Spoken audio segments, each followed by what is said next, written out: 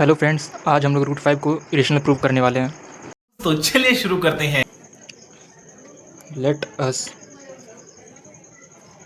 Assume that root 5 is irrational.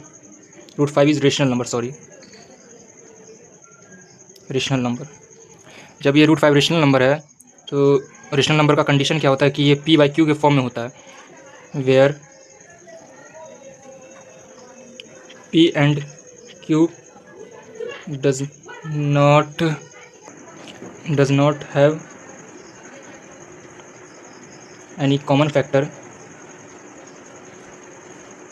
And q does not equals to 0। अब हम लोग squaring both side करेंगे तो रूट 5 का square is equals to p by q का square. यहाँ पर लिख सकते हैं स्क्वायरिंग बोथ साइड्स। तो रूट 5 को जब हम स्क्वायर कर देंगे तो 5 हो जाएगा, यहाँ पे हो जाएगा p का स्क्वायर अपॉन में q का स्क्वायर। तो हम लोग लिख सकते हैं इसको 5q square is equals to p square. तो अब यहाँ पे लिख सकते हैं, क्या कर सकते हैं, q square is equals to p का स्क्वायर अपॉन में 5, क्योंकि 5 नीचे आ जाएगा, p स्क्वायर अपॉन 5। तो इसको इक्वेशन 1 मान के हम लोग लिख सकते हैं यहाँ से, if p square is divisible by 5 then p is also divisible by 5। यहाँ पे p स्क्वायर अगर 5 से डिविजिबल करता है तो p भी जो है 5 से डिवाइड करेगा। तो हम लोग इससे लिख सकते हैं p by 5 is equals to n मान लिए हैं, तो p is equals to 5n।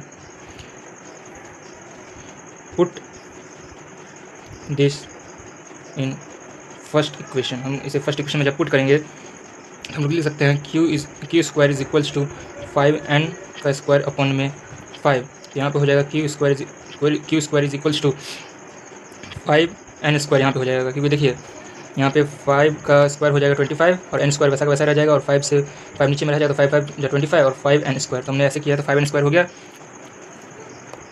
इसके आगे हम लोग q square by 5 is equals to n square कर देंगे। यहाँ पे फिर से हम लोग लिख सकते हैं if q square is divisible by 5 then q is also divisible by 5।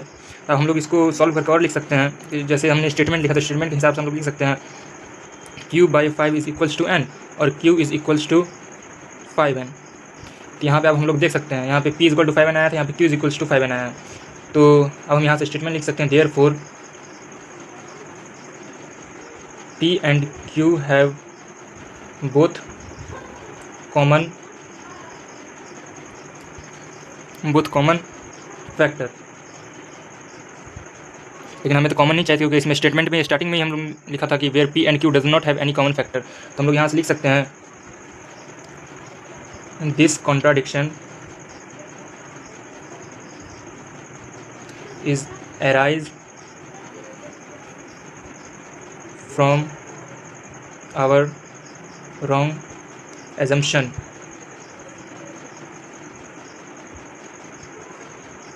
that root 5 is rational.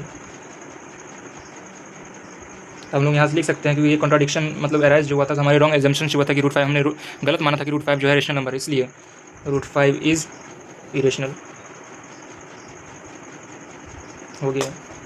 Hence prove root 5 जो है इरेशनल।